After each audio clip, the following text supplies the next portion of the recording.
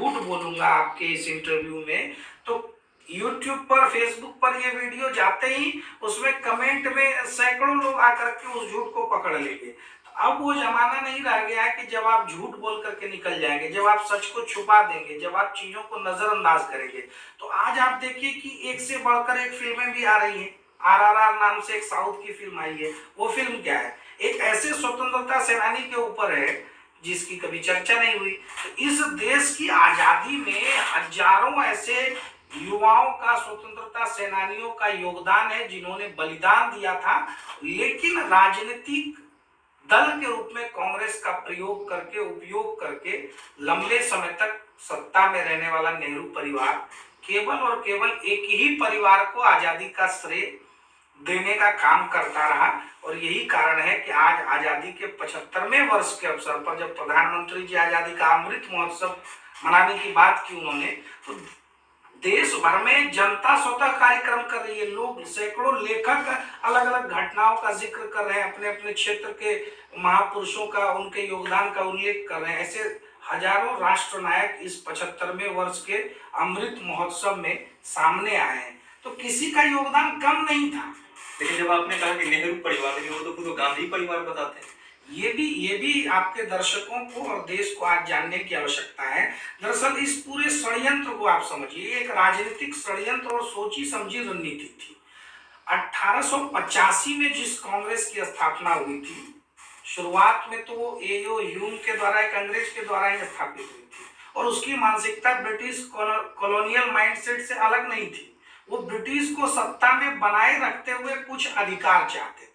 बाद में इसमें लोग जुड़ते गए और महात्मा तिलक जी ने आह्वान किया कांग्रेस के अधिवेशन में कि हमें पूर्ण अधिकार चाहिए, हमें स्वराज चाहिए, स्वराज्य हमारा जन्मसिद्ध अधिकार है। और फिर महात्मा गांधी जी आए और तमाम लोगों ने मिलकर, सुभाष बाबू, और कांग्रेस की एक लंबी फहरिस्त रही और उनका इतिहास है।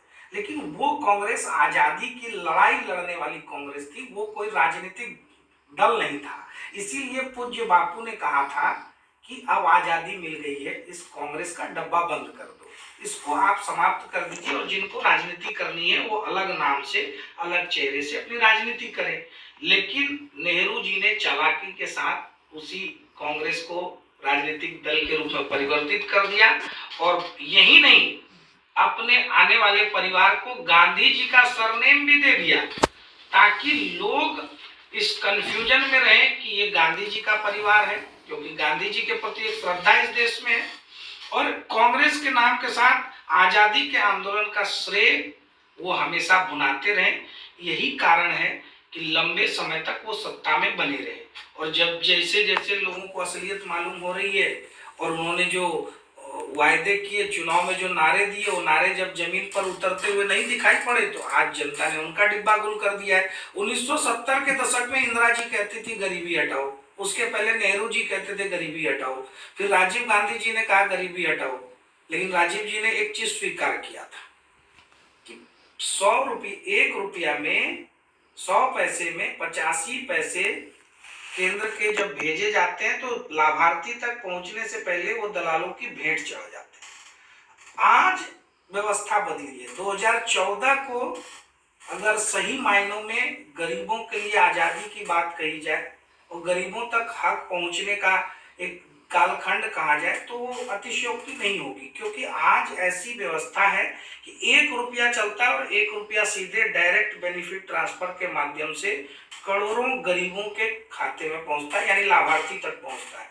तो कांग्रेस पार्टी दशकों तक राज किया उसने, लेकिन वो 60 साल बनाम 8 साल की बात करते हैं, तो उस 60 साल और 8 साल के आंकड़ों में भी भारतीय जनता पार्टी की सरकार, मोदी जी की सरकार उन पर भारी है।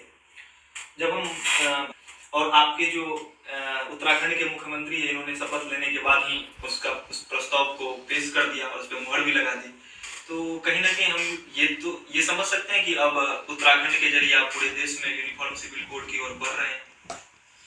देखिए, मुझे लगता है कि आजादी के समय ही, आजादी के बाद जब नई भारत ने अपनी शासन व्यवस्था बनाई थी, तो उस समय ही इन तमाम मुद्दों को एड्रेस कर लेना चाहिए था, क्योंकि उस समय इतनी राजनीतिक लड़ाई भी नहीं होती, सत्ता पक्ष इतना मजबूत था, क्योंकि जनता का पूर्ण समर्थन उनके साथ था। तो देश हित में यदि वो सोचते और अपना वोट बैंक बनाने के चक्कर में नहीं रहते तो भारत आज एक सही मायनों में लोकतांत्रिक, धर्मनिरपेक्ष, पंथ निरपेक्ष राज्य होता, राष्ट्र होता। लेकिन आज बहुत सारी चीजें जो कागज पर लिखी है वो सही मायनों में जमीन पर नहीं है। कारण है कि लंबे समय से तुष्टीकरण और वोट बैंक की पॉलिटिक्स को बढ़ावा दिया जाता रहा। यूनिफॉर्म सिविल कोड क्यों नहीं? पूरी दुनिया का ऐसा कौन सा देश है बताइए जहाँ अलग अलग नागरिक समूहों के लिए अलग अलग कानून है? हमारे देश में ही ये व्यवस्था है। तो एक शासन, एक निशान और एक विधान। भारत का 2 झंडा था यहाँ कश्मीर में, वो 2 झंडा भी आज खत्म हुआ। पहले कश्मीर के मुख्यमंत्री को प्रधानमंत्री कहते थे, अब वो भी खत्म हो गया और विधान भी अब एक ही है, यानी संविधान हमारा एक है। तो जब हमारा संविधान एक है तो सभी नागरिकों के अधिकार और कर्तव्य भी एक होने चाहिए। और भारतीय जनता पार्टी तो शुरू से इन सारे मुद्दों पर मुखर भी रही है और 1980 से लेकर अब तक हमने लगातार इन मुद्दों पर जनता के बीच में जागरूकता बढ़ाने का काम किया है। आज उत्तराखंड के चुनाव के पूर्व इस चुनाव में भी यूनिफॉर्म सिविल कोड का एक बड़ा मुद्दा था और उस मुद्दे पर आपने देखा कि जनता ने मुहर लगाई बहुमत से। और उत्तराखंड के विषय में कहा जाता था कि वहां पर कोई सरकार वापस नहीं लौटती है, ये मिथक भी वहां की जनता ने तोड़ा। तो जनता जिन मुद्दों पर वोट देती है उन मुद्दों पर हम काम करते हैं, उन मुद्दों को हल करते हैं। और शायद आप देखेंगे उत्तर प्रदेश हो या देश हो या उत्तराखंड हो तो लगभग 90% जो मुद्दे हमारे संकल्प पत्र में, घोषणा पत्र में होते हैं उनको हम अगले 5 साल में पूरा करने में सफल रहे हैं। तो ये भारतीय जनता पार्टी की एक बड़ी सफलता है जो आदरणीय मोदी जी के नेतृत्व में देश भर में हो रहा है।